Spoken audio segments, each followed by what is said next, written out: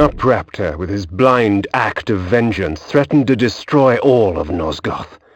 Each circle member was bonded to the pillar he served. The pillars reflected the mental state of their servants, and as the minds of the circle degenerated and descended farther into dementia, the pillars crumbled. To restore them, each member of the circle had to die, and the artifact that served as their link to the pillar had to be returned. Only when all the pillars were restored did Ariel claim my curse would end. And so, my hunt for Nupraptor began. With our true target of revenge now revealed, we take a closer examination of the pillar belonging to Nupraptor, the demented architect of Nosgoth's potential doom. The pillar of the mind, protected by the mentalist Nupraptor. Thankfully, the degradation of the pillars isn't too advanced yet, but we fear we have little time to spare. Heading west, we take the teleporter pad that is promised to lead us to the Mentalist's retreat. Upon arriving at a forest alcove, we see another strange obelisk southwest on our path. These beacons serve as landmarks during my flights in bat form. Once I have committed their locations to memory, I can always return.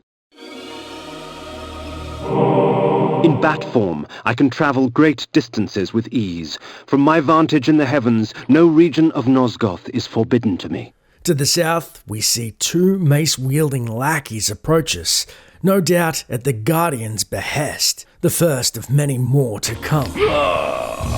To the west, we enter a nearby shrine, and inside we see a picture of Kain on the darkened floor, which alludes to the dungeon's unique spell. Exploring the dank dungeon and dodging its degenerate denizens, we discover the spell that we desire. While it is true that natural light weakens a vampire, magical light can have many uses indeed. Upon activating said spell, our path then becomes clear. It should be noted, Blood Omen follows a pretty standard formula of Kain entering dungeons, caves, and unique landmarks littered across Nosgoth. Inside said dungeons, we the player find a similar symbol on the floor for either a spell, item, or ability at the entrance usually. And after defeating the dungeon's many inhabitants and solving its puzzles, we then leave enriched and Kain with new abilities. For clarity's sake, as this is a lore play which is meant to primarily showcase Kain's struggle to enact revenge on his betrayers and the story of Blood Omen in a timely manner, these dungeons will be heavily reduced as they can become quite tedious, generic, and honestly somewhat dated. And so, for posterity's sake, we're going to touch on the abilities, spells, and items Kain finds, but in a much more heavily condensed manner to help propel the story forward, however, not cutting out Kain's important growth of his formidable arsenal and abilities, which are essential to his quest. As daylight chases darkness, the vampire's power wanes.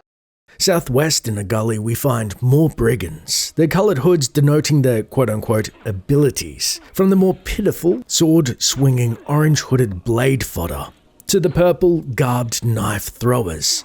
The only thing sharp about these foes is the angles they blindly turn. Heading north, we find a new enemy, a wild dog that falls with one swipe of our sword. With the town of Nachthom but a stone's throw away, we're tempted to head west and ignore the cave. However, inside we see the mark of a beast and a promised spell. Inside a spike-laden temple, at the end of a short but treacherous walkway littered with bodies, we find the promised spell card that gifts a dark transmutation.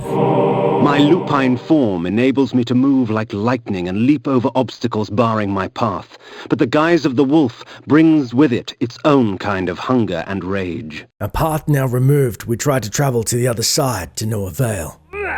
And thus we must change into our Lupine form. Most notable of the wolf form's unique skill set is the ability to leap small gaps which were previously inaccessible to Kain.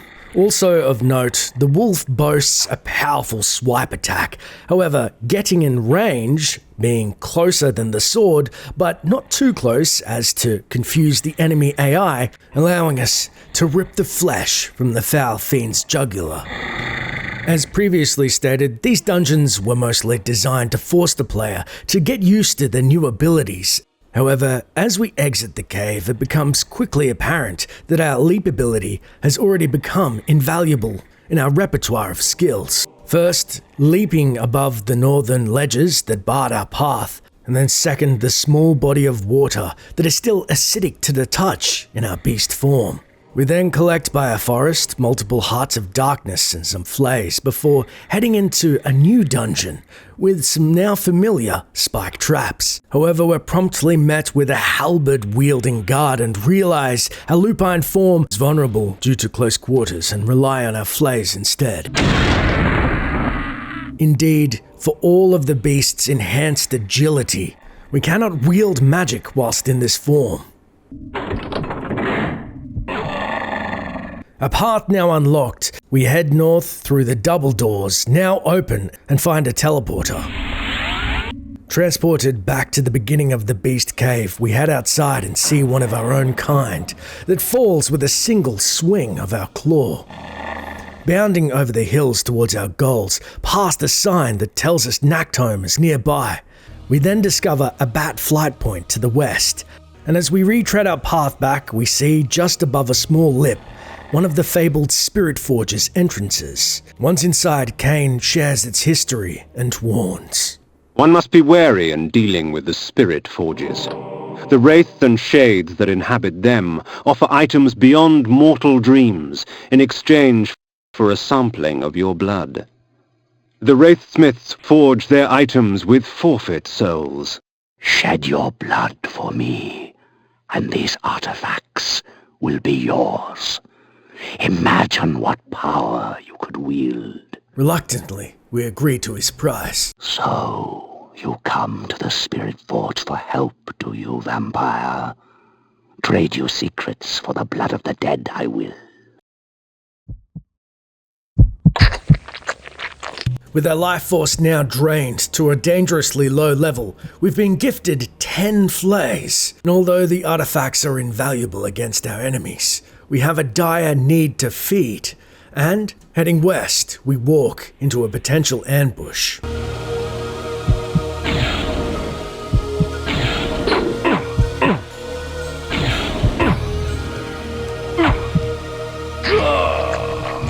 Having successfully dodged death once more, we drink our fill from the gaggle of marauders before heading into a nearby mausoleum and find the Energy Bolt Shrine. The shrine itself is guarded by a new enemy that seem to be scimitar-wielding foes on first appearance. However, their scimitars extend like long polearms, aided by a duo of mages on the level above, who hurl their honing missiles at us. Ducking out of harm's way and into the western wing of the shrine, we discover the formidable Energy Bolt spell. The Energy Bolt employs magical force in its rawest form, a messy spell, but a potent one nonetheless. Forced to change back to our vampiric form so we can harness the magics, we test out the Energy Bolt spell on a nearby mage.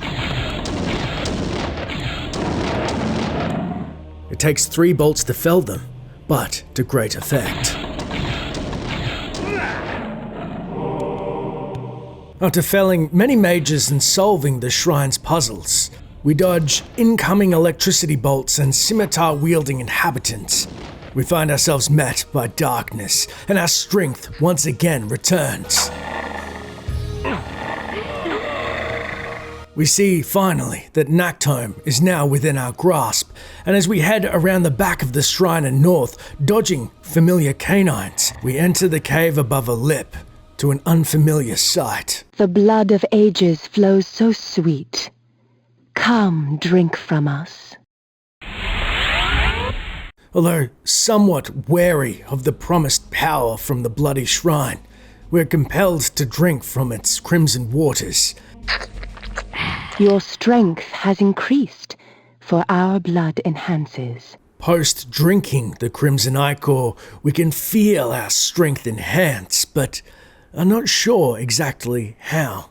Regardless, with our newfound vigour, we dispatched the nearby canines with little effort, and, heading north, we find a bridge that is blocked by 3 boulders. The village of Nachthom was typical of Nosgoth peasantry. Yet amidst the farmers and smithies of the quiet country life prowled brigands and cut-purses. As we begin to move across the bridge, we're startled to find our newfound strength renders the boulders little more than a nuisance, and so we head to the closest tavern, returning to our vampiric form as to not startle the inhabitants, well, any more than our undead countenance does. But regardless, we're met with a rather cold reception. The tavern's local dregs, male and female alike, are up in arms with their pitiful arsenal of broken bottles and long nails used to scratch. A little more than a distraction, not worth our time. And so we transform into our Lupine form, leaping over the bar in a single bound and slashing the throat of the barkeep with a single strike, before plundering the 3 chests in the northern wall. It's then as the barkeep woozily falls to the floor do we casually collect our flays as the patrons watch on in horror. It should be noted as we head outside into the main square of Nachthom that many of the taverns and homes, basically cities of Nosgoth, are mostly empty or generic. However, to expedite this lore play, but also sate the need to know what's behind closed doors for the curious viewer who have never experienced Blood Omen. Sometimes we will make brief stops at mostly unremarkable locales, such as the Lion's Head pub, which inside boasts a barrel to the northeast that has a flay, and also a health potion. However, our health is already at full, and of course there are some drowsy denizens that amble about, but we shan't disturb these bloated blood banks from their path unless we have a pressing need to drink from the precious crimson fluid. Heading north, safely over the body of water across a bridge, we see an armory to the west named Nachthom Armory. The armory itself is unremarkable, save for a forge and weapons and armor that is found at any blacksmith. Except to the north wall again, we find 2 chests that provide us with more flays. The Nachthom Armory contains an interesting floor mural of a shield.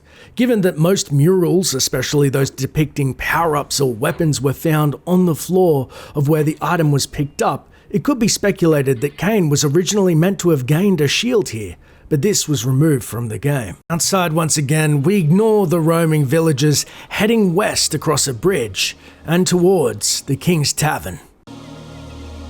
The tavern itself is a large hall that houses many citizens milling about. And although one could be forgiven for ignoring this tavern, as it seems as generic as the others, it actually holds a precious bounty in its northeast corner.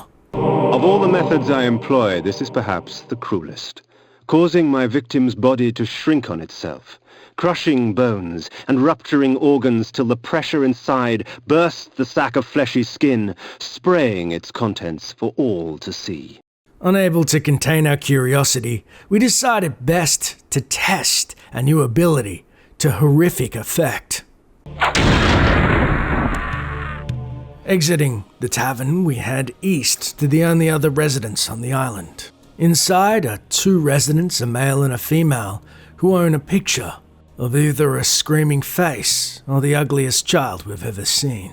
Heading to the southern island across the bridge, we then enter the most northeastern building and leave the local serfs to go about their business.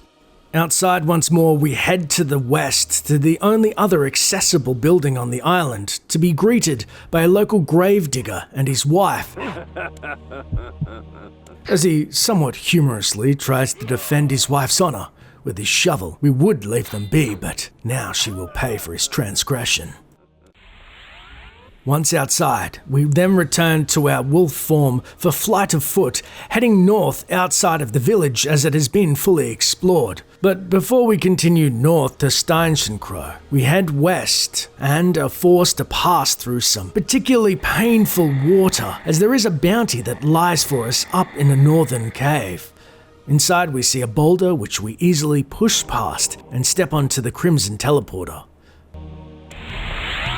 Exiting the other side of the teleporter, we find ourselves in a megalith circle, adorned with many treasures and just as many enemies. We also find the coveted time spell. At times, my magic extends into very exotic disciplines, such as the manipulation of time.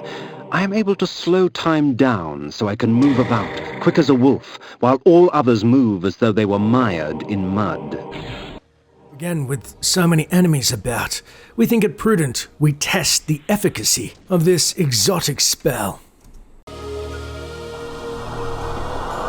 I would like to report that we felled our enemy at an accelerated rate while they were too slow to react. The reality is, their energy bolts could not only still hone but match our speed, and thus we were forced to flee. Back at the path just above Nachthom, we head north and find ourselves entering another blood fountain. The blood of ages flows so sweet. Come, drink from us.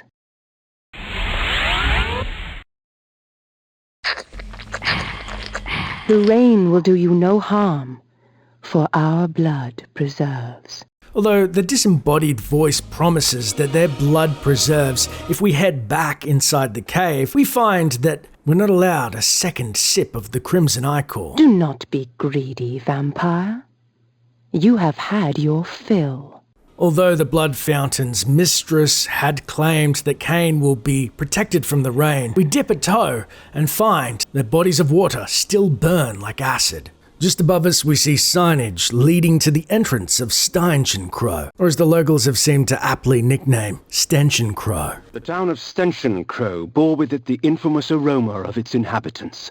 In life, I would not have graced the place with my presence. In death, I merely added to the stench. Despite its rampart appearance, Stenson Crowe was mainly inhabited by peasants, and many noblemen, such as Kain in life, refused to set foot there, among other debauchery which we stumble upon. We first enter a large multi-room house in the southeast that bears a single implode spell. Although a total of 11 buildings were found in the township, only 3 buildings, 1 in the main square and 2 in the northeast square, were accessible and could be entered.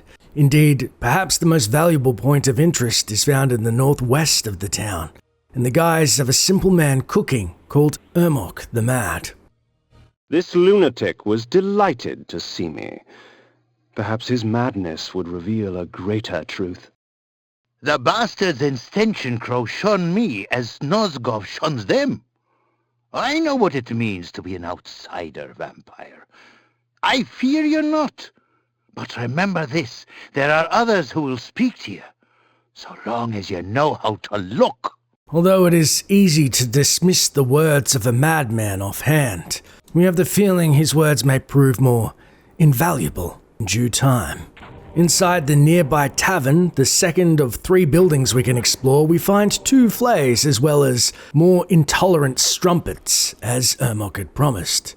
Speaking of strumpets, it's then we head to the final explorable building in town, and the only one that is marked, the Bighorn Brothel. Inside the big, burlesque boardhouse, we see a publican pacing in front of a picture of a woman scantily clad, which was the fashion at the time. Up the stairs, we find an implode spell, and heading into the western room, we find another barrel as well as some, catty inhabitants we take care of, and discover that we are full on flays, and thus we should expend some for good measure, lest the dirty denizens somehow infect us with their stench. We must admit, in our haste for revenge, we had forgotten to ask Mortanius if we were still susceptible to unbecoming ailments of the flesh. It's in the western room that we find horrors of this hostel as gore is caked across the room. The word help is scrawled hastily in blood. Misery, death and decay intermingle, overwhelming our senses, and we dutifully drain the poor inhabitants, granting them a small mercy of a swift death. Heading up the central hallway, we find a large open room, and after what we witnessed, leave no survivors. However, we can't help but notice something queer about the miscoloured carpet on the northern wall. Pushing the crooked chair aside opens a secret passage, and promptly stepping on the teleporter, we find another secret spirit forge. One must be wary in dealing with the spirit forges. The wraith and shades that inhabit them offer items beyond mortal dreams in exchange for a sampling of your blood. The wraithsmiths forge their items with forfeit souls. Shed your blood for me, and these artifacts will be yours. Imagine what power you could wield. So, you come to the Spirit Forge for help, do you, vampire? Trade you secrets for the blood of the dead, I will. We then sacrifice our precious lifeblood for a helping of implode spells. Exiting the Spirit Forge, we find ourselves just north of Stenson Crowe and south of the town of Vasserbünde, one step closer to Nupraptor's retreat. Heading north, our path is all but blocked to the west. To the northeast, the entrance to a small gypsy camp. The gypsies, purveyors of distrust and superstition. Most of their babble should be taken with a pinch of salt, since the gypsies often tinker with weary travellers' minds. However, a few gypsies have something interesting to say. Dispatching the gypsy sentry, we come across the small encampment that subsists with 5 small tents clustered together. However, these tents are mostly empty, just as the camp is, save a few sad sentries. It's only during our exploration of the northwestern tent do we find something of value: the disguise form spell. There are benefits to travelling beneath a human guise. The threat to my person is lessened, and much information can be gleaned. However, the illusion is flimsy, and any act of aggression on my part can break the spell. Was this what Ermok the Mad was speaking of? Something to aid us cease hostilities and gain entry into otherwise inaccessible places, now that we know how to look. After felling the remaining gypsies that loitered about the camp, we decide then to try our hand at entering the nearby Vasserbundt.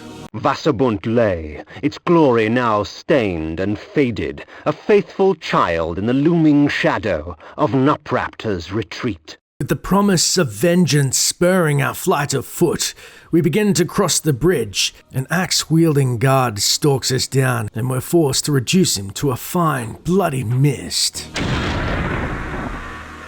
However, now with an alternative to fighting and our path to Nupraptor near clear, we decided best to take advantage of the disguise spell, becoming an indiscriminate citizen to the eyes of the local guards. Heading into the most southwestern building, we begin to explore and test the efficacy of our newest ruse. Heading up the main hall, we enter the western room where a sleeping denizen lie, to no fuss whatsoever, and he does not stir at our presence. We then head into the eastern room, collecting up spells of various sort, and realize that our ruse is fully functional, and the only way to fully test this illusion is on the guard sentry that no doubt replaced his fallen brethren, awaiting us outside. As we step into Vasserbund's night air, we take a hazardous misstep into lake without drawing suspicion and look up to see Nupraptor's retreat. Nupraptor's keep lay west of Vasserbundt. I would seek to cut the cancer from its heart. In the Blood Omen era, Vasserbundt was situated on a peninsula in a large body of water, fed by the waterfall flowing from the skull of Nupraptor's retreat, which itself flowed into the Lake of Tears. The buildings of the town consisted of timber-framed stone buildings with a wattle and daub walls, tiled roofs, and stone chimneys. 28 buildings, including one off to the west on the Trail of Nupraptors, were found in the township, although only 10 were accessible. This could be seen as not literal, but instead symbolic of a larger town, and although there are many trinkets to be found in town, such as implode spells in the smithy, It is in the northern section of the town that we see a vampire's lair that is currently empty, probably due to it being nighttime, and a spell we had not encountered previously. Should this object strike an enemy, rot and decay would instantly eat their flesh and leave only a pool of blood and tissue. For a time after, the toxins are still active and therefore lethal to the touch. With the protection of the disguise spell, we continue searching the town, heading southwest and exiting towards Nupraptor's retreat. The wind carried screams from the west. I couldn't help but smile. Someone else in this world was suffering more than I. Dwelling on our macabre thought momentarily, we see that dawn has broken, and we remain unmolested not just from the sun, but also the sentry guards that dwell about the town. And heading southwest, we find ourselves at a guard station. It's there we see a gate that bars our path to Nupraptor's retreat. A testament to the locals' common sense, as the town had apparently once catered for pilgrims visiting Nupraptor. But with few pilgrims returning and screams drifting from the fortress, the inhabitants of the town now viewed Nupraptor as a madman and feared him rightly. Unfortunately, in our haste to confront Nupraptor, who drew ever nearer, we had broken our disguise spell and were overwhelmed by guards. At this point, we had but little choice but to return to our wolf form, relying more on speed to make a mad dash into the guardhouse, forgoing any idea of using a dialogue to bypass the gate and guards, instead heading into a small hall to manually unlock the gate via its switch. Unfortunately, we underestimated the need for opposable thumbs, as the lever itself seemed to be a little more delicate than our more primal avatar could manage. With our objective successful, we flee the scene, racing around the many guards that hunt us and through the now open gate, inching ever closer to the fortress of the mad Mentalist. The gaping maw of Nupraptor's retreat rained upon Nosgoth all his pain and misery. The disease begged to be cleansed. We then see a cave to the north of the Lake of Tears and momentarily enter it for respite, and see it bears the avatar of Nupraptor, his broken visage, and the promised bloody battle to come. Leaving the relative safety of the cave, we head north to the base of Nupraptor's retreat and find new dangers awaiting us. Horned skulls on the wall periodically spit fire and acid upon the ground, in which we use our wolf form to leap between, and gelatinous blue blobs that promise pain with their caustic touch. Taking a moment, we remark. The mentalist Nupraptor was renowned through Nosgoth for his tricks of the mind, telepathy, and telekinesis. Pilgrims traveled from all across the land seeking the comfort of his lies. I sought not his wisdom, but his life. It was said that few pilgrims returned from the retreat, and often screams and cackles were all that were heard in Vasserbundt, and we see the handiwork of the deranged Nupraptor. We must admit we didn't know exactly what to expect from the Mentalist's retreat.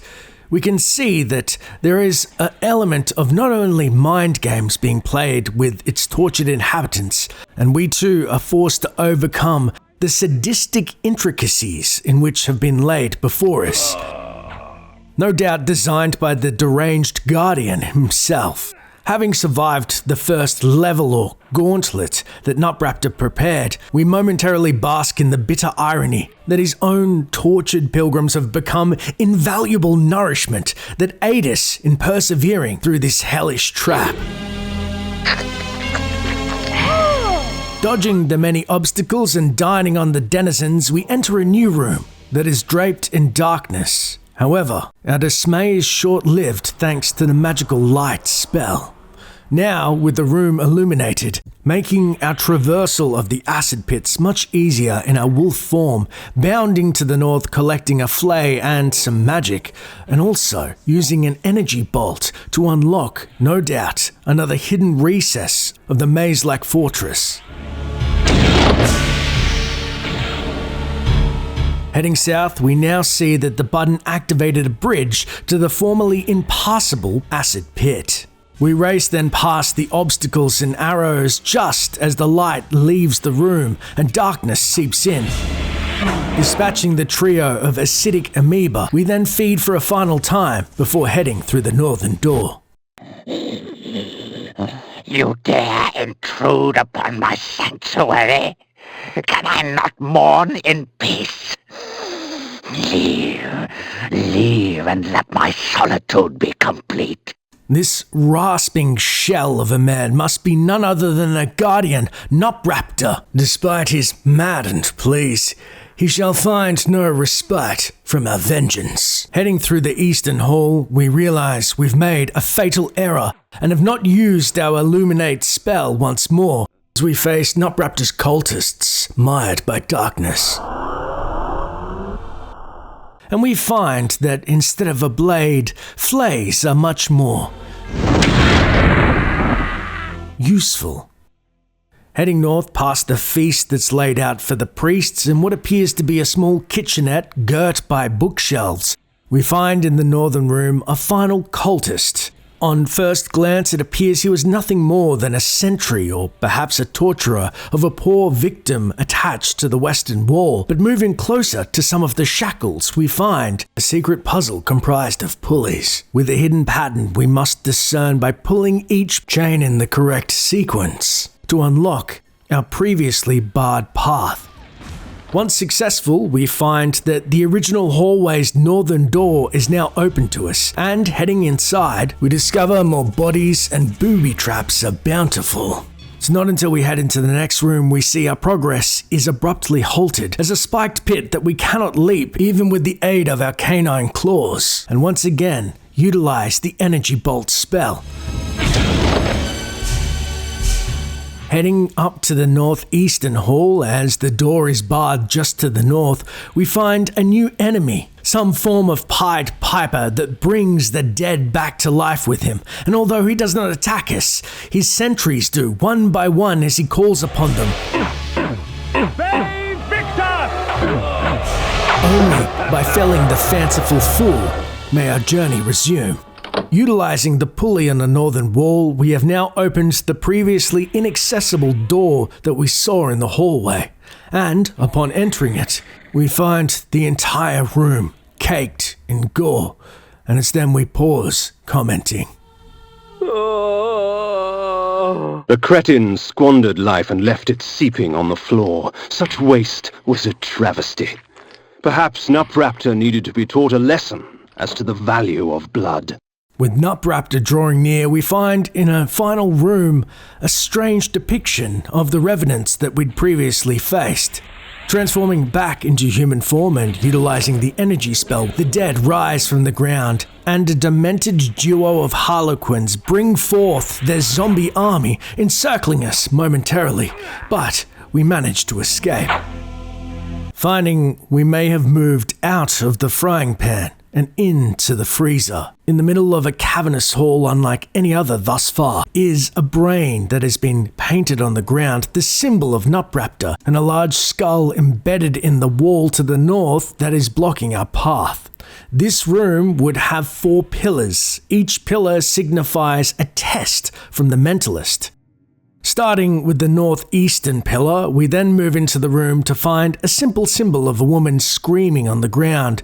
As the light turns black and revenants all appear to encircle us, having dealt with their brethren before, we find that dealing with them in single file is easy enough, not even wasting any more flays as we hack at them with our sword, as their bodies spew black ichor, falling one by one. Post defeating the gaggle of walking dead, we head up the darkened hallway onto a teleporter and back into Nupraptor's quadrant of challenges. It's then we head to the southeastern part of the room and the second challenge. Entering the doorway, we find ourselves in a small room that is tiled and strangely lit. Behind one of the 3 pictures inside, we find a hidden switch which unveils a teleporter.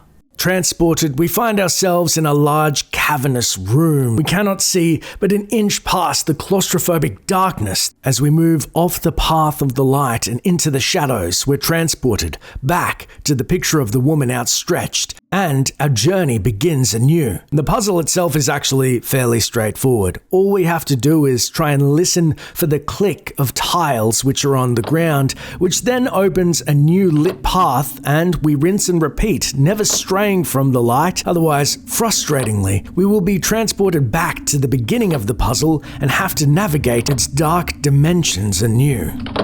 After quite some time, we find that we have actually circled back to the original picture of the woman outstretched, and find a potion awaiting us before we leave, as the darkness had singed our skin. Back in the main hall, we head to the southwestern corner to attempt the third challenge. Once inside the room, we find familiar spikes and realize we must utilize our wolf form to dodge the incoming barrage of flame balls spat by the horned skulls on the walls. Now, using expert timing to dodge the spikes, we can leap to each platform safely, and at the southwestern side we find a trial has been overcome. We then race to the northwestern corner to face the fourth and final trial. Once inside, we find familiar decorations and head up the northern hallway and stumble upon, just to the west, a slow time spell. Collecting it has awakened a duo of angry undead. Moving past the fallen to the next room, we find a new spell entirely. However, it too is guarded by the dead. When conjured, the energy bank permits me access to mass amounts of magical energy for a brief period of time. However, when the moment passes, I will be drained of all magic, unable to cast even the simplest of spells. With the boon of a new spell in our arsenal, we leave the fourth and final trial, as there were only a few lingering revenants to take care of, and head inside the now opened Skull's Maw, inching one step closer to Nupraptor. Inside the next room, we find Nupraptor's priests adamant on flicking their ineffectual flame, and thus we utilize our terrible flays to unburden them of their flesh.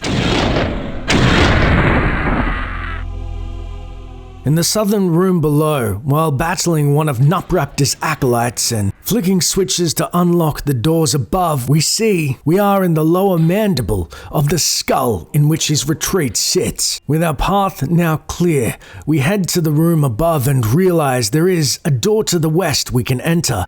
The room is full of flays and two of Nupraptor's acolytes.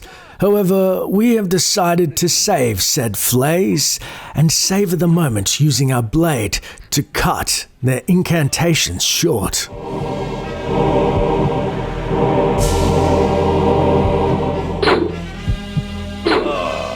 Heading up some stairs in the northern room, we find ourselves in the middle of the skull. And entering the door to the west, we explore a concave green window we can look out of that is set into the eye socket. There, outstretched before us, lies Nosgoth in all of its glory. However, as we make our way to the right eye, we find we may have been too hasty in our assessment of Nosgoth.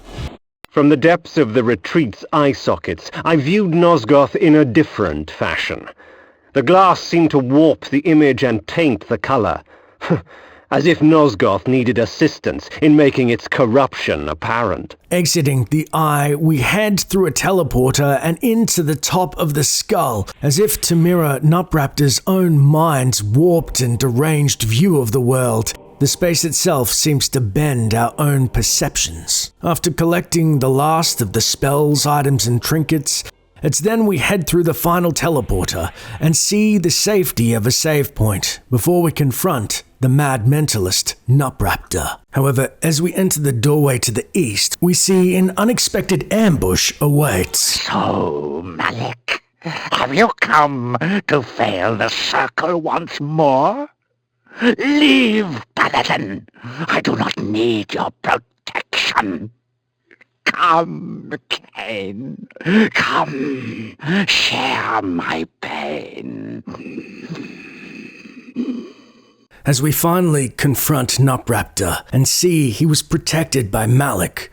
But instead the Mentalist, angry at what he perceived as Malik's failure to defend the circle at the death of Ariel, dismissed Malik, instead welcoming his fate. And thus we stalk him to his final retreat, a lone island of stone surrounded by spikes and promised death. Approaching him, we flippantly evaluate. So, this was the Mentalist Nupraptor, this broken, pathetic little man. Yet crippled as he was, he would not yield without battle. Very well, old fool. If it is death you seek, I will not deny you.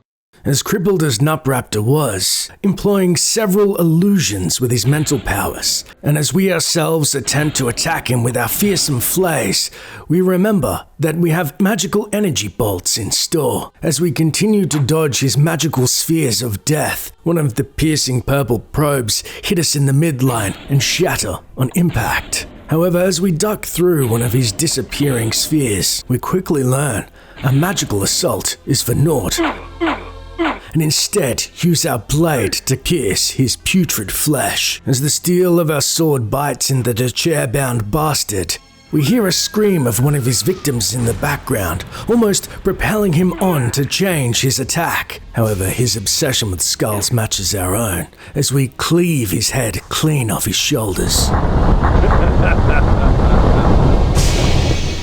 All that's left to do before we leave this wretched place is claim our prize. Perhaps the head of her beloved will convince Ariel that I have accomplished my task. Stepping on a spike behind Nupraptor's sunken body as if a final farewell, we happily bid his retreat adieu and step on a teleporter that transports us into a nearby cave, and we find an unfamiliar weapon enshrined in a stone circle. The mace is amongst my most useful of weapons, for it merely stuns my victims, allowing me ample time to feed. Entering our weapons menu, we indeed find the mace is now equipable and destroys large stones in our path. As we move to open the nearby treasure chests, we also find that the previously inaccessible chests can be broken open with a hefty swing of our mace. With our prize of a new mace and greater health collected, we exit the cave in our bat form, opting to leverage the speed of flight to hastily return to the pillars.